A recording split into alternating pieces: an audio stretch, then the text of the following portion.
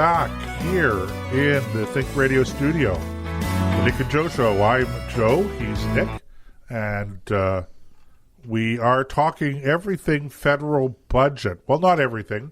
We don't have time for that. Sort of a potpourri is type of... I think the word is potpourri. Potpourri. Yes. Potpourri. Yeah, I like potpourri better. Oh, that's dear. The limit of my French. I'm sorry. Okay. No, you were right to correct me, Nick. Thank you very much for that. Anyway, look, ladies and gentlemen, if you're listening to the live broadcast, I forgot to say this in the last couple of segments, but, feel free to join in the conversation by clicking on the chat bubble, and you may have to register or you may have to just log in. If you've already registered, that's to ensure that you are a real flesh and blood human being, not a robot, no troll. A troublesome troll. Troublesome troll. I like that. Lurking liberal or a malignant algorithm. And they all look the same. Yeah, and with that, want to talk a little bit about some of the more specific items in this federal budget. And in particular, Nick, some of the spending that's being allocated to the defense budget, and that is not necessarily defense-oriented. Well, look, first of all, I have a bias and a weakness for the Royal Canadian military. I'll use that in general terms. The Royal Canadian Air Force, Royal Canadian Navy, and the Canadian Army. The guys in uniform who do our bidding and often do the dirty work of democracy, if I can borrow that phrase, they have been underfunded for so long. There's an old saying we used to have in the boiler room, and it was, we have done so much with so little for so long, we are now qualified to do anything with nothing. And that's pretty much the motto of the military in general. Now, the funding this year for the military is down point or two. I think it's $23 billion they have set aside for the military for all its operations, and that supports the people in Latvia. Well, that's for everything the military does. That's in the military envelope, $23 billion. Okay. Of that, they are taking, they're going to put some new money in, but if I remember the numbers right, they're taking $167 million out of already allocated funds for the military and topping that off to $250 million. So the new money is not 250, it's whatever, 167 minus 250. The difference is the new money. And they're going to be using it to fund investigations into sexual misconduct within the military. They're going to tackle this issue. So I got to thinking about that. Now, Joseph, you came up with some interesting statistics in our pre-production meetings about the amount of money that they're spending on this versus the amount of money that's going towards the same kind of cause in our universities. And I got thinking about that. And first of all, I don't think it's nearly as rampant in the military. First of all, there's only 92,000 members of the Canadian military as it is. We are a very modest country when it comes to how many people wear the uniform in this country. That's including the reserves. So just how prevalent is it? And look, there have been, I think, 3 high-profile cases. One against General Vance, one against his replacement, and a high-level female officer came out and said she was disgusted with the progress on this front within the military. So there's been 3 stories that I can recall. And that somehow justifies taking $167 million out of pre-allocated money.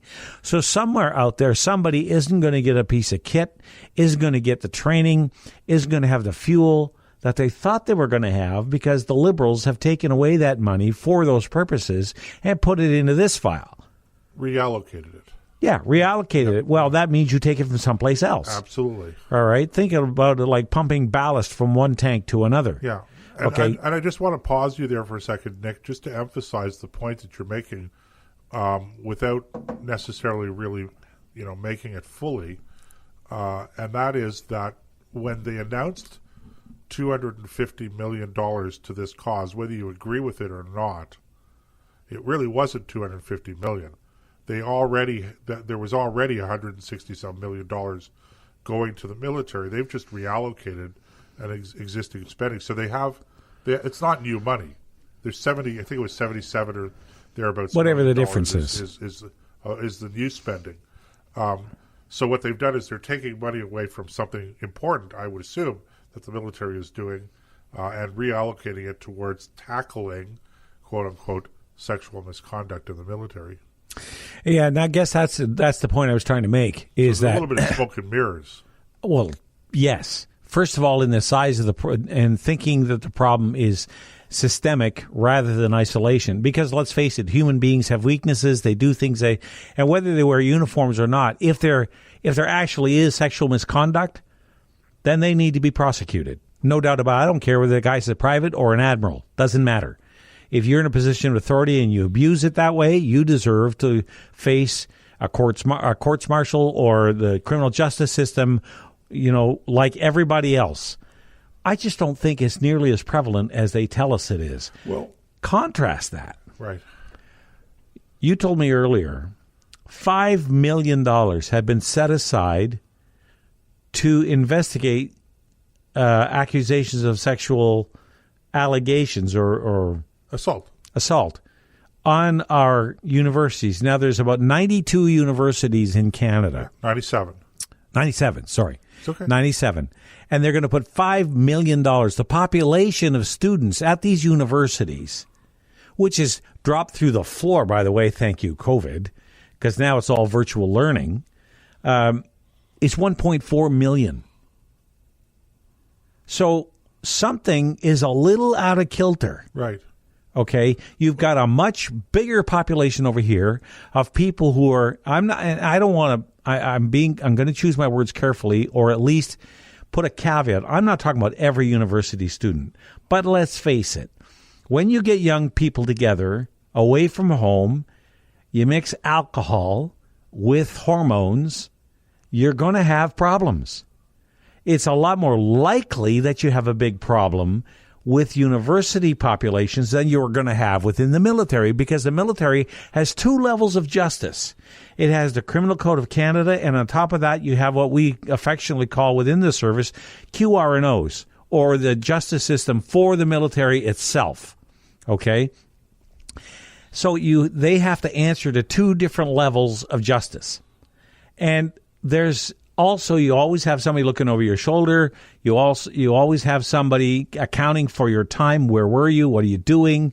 Okay, and that again, people will find opportunities where they can. I'm not saying these guys are as pure as the wind-driven snow, but I don't think this has been proportionately handled at all. What this is policy by a news story. As I'm going to give you the credit for saying that, because you pointed out earlier. But I don't know why people, they never stop and actually think about these things. They just take it from our leadership. And with everything, how many times have we been lied to by our government in the last 10 or 15 years? On a daily basis it happens. And that people still will take their word for it, instead of going, that sounds fishy, and begin to look into it. Google is your friend on most days. And you can find out a lot of information, keep things in perspective, and understand that maybe old fuzzy face up there wearing the Prime Minister's pants is not being completely honest with us. Or maybe the defense minister is overblowing one issue to hide another one. Like, why is it the defense budget went down by a couple of points when we have major procurement programs in the works? We need new tanks. We need new aircraft. We need new ships. The ships alone are going to cost us north of $25 billion. Where's that money all going to come from? Why did it take so long? he doesn't want to touch any of that stuff because that takes real leadership. And this is far easier to turn it over, just shove a pile of money at it and say, go make this go away. And that's what I see coming out of Ottawa in this budget for the military. Well, I have to give credit where it's due, Nick, okay? Well, thank you. I appreciate that. I'm going to correct you on one very important point. It was not $5 million that they've allocated. Oh, I did it again. $5.5 million. Yeah, okay. That makes it all better. Come on, it's $500,000 is okay. So divide that by 97. I know. That's how many per university. I'm just making sure that you understand, Nick. It's really important that we get the facts straight. Okay, but all we're saying that tongue in cheek, okay? But I think that the contrast here is striking and unjustifiable.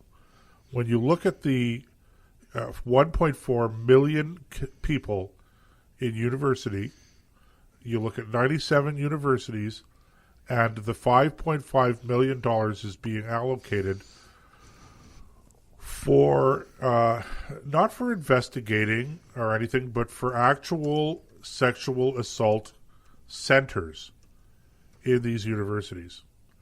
And I'm with you, Nick.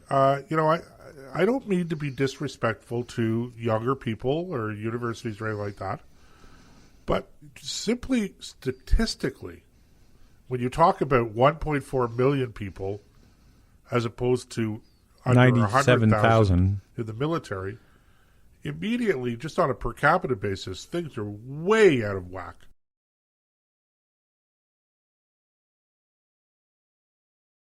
I'm ex-military, just like you are. Yes, sexual misconduct does go on. Yeah, absolutely. Okay. Does it go on with a greater frequency than in the general population? I doubt that. Okay, I really do doubt that. But maybe it's the same. Maybe it's slightly higher.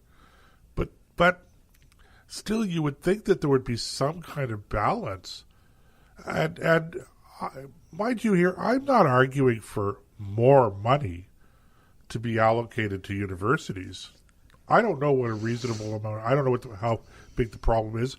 I don't know what a reasonable amount. Well, what's the matter with employing the local police forces around the universities?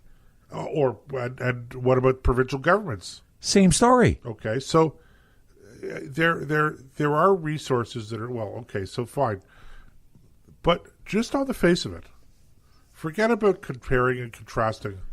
Just on the face of it, that's a lot of money. That's $250 million being spent to tackle what, even if it was a serious problem, can't possibly be a problem worth spending $250 million on.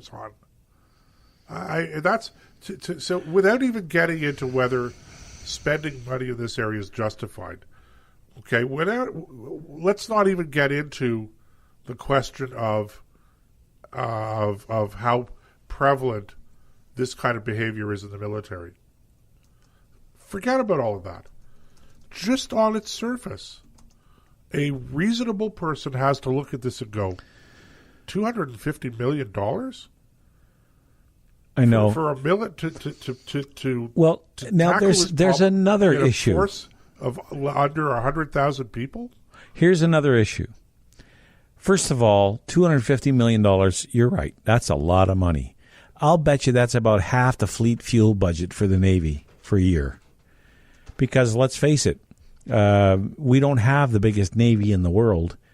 And they do go long distances, but you don't see joint fleet exercises where you have the whole fleet at sea for weeks at a time. They go off in onesies and twosies and do their thing in